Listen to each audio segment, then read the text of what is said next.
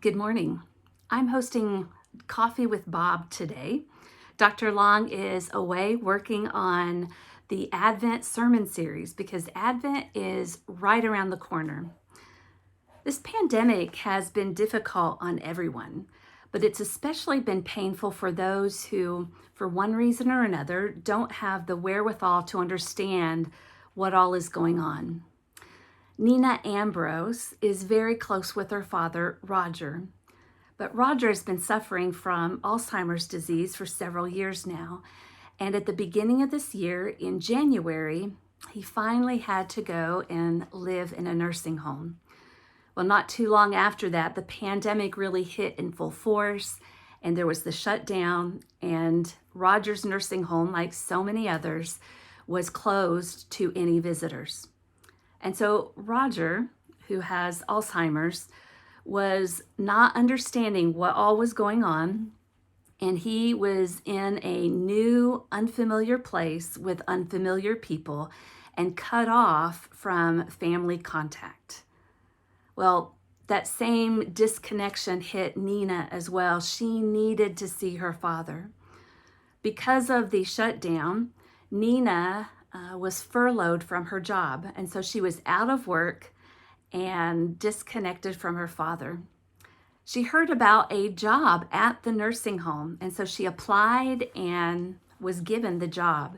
It was only part-time, but since that day of hiring, she's worked 3 days a week at the nursing home as their events and activity coordinator.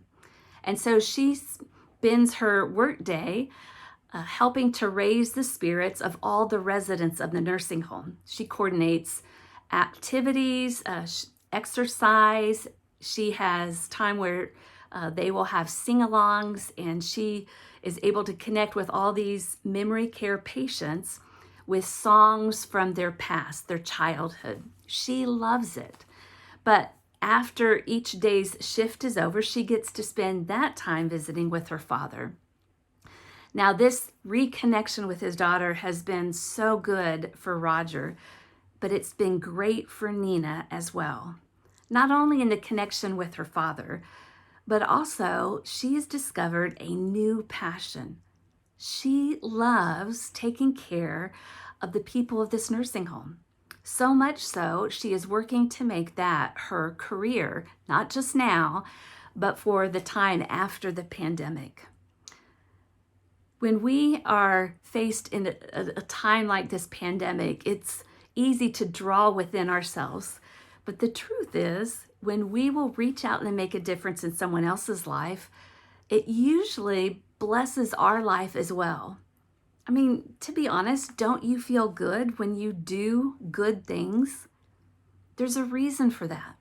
Research has shown that when we care for one another and when we do acts of kindness, there are physical chemical changes in our brain. The levels of oxytocin and dopamine are increased. Those are both neurotransmitters and hormones that affect the way we feel. If you've ever had that warm, fuzzy feeling when you hold a newborn, or that sense of well-being when you do something kind, it's not only because you did the right thing and you did something good, but there's a chemical response within us that helps us feel even better. God designed us that way. Isn't that wonderful? That we are designed with a chemical response, a hormone that helps us to feel even better when we do kind things. It's almost like God wants us to do kind things all the time. In a time of pandemic, you are probably at one time or another feeling a little down. And there's certainly people all around us that feel down and sad about the unknown right now. There are plenty of opportunities for us to reach out and care for others, to do kind things. And when you do them, you'll probably lift their spirits and your own as well. I hope you have a great day today.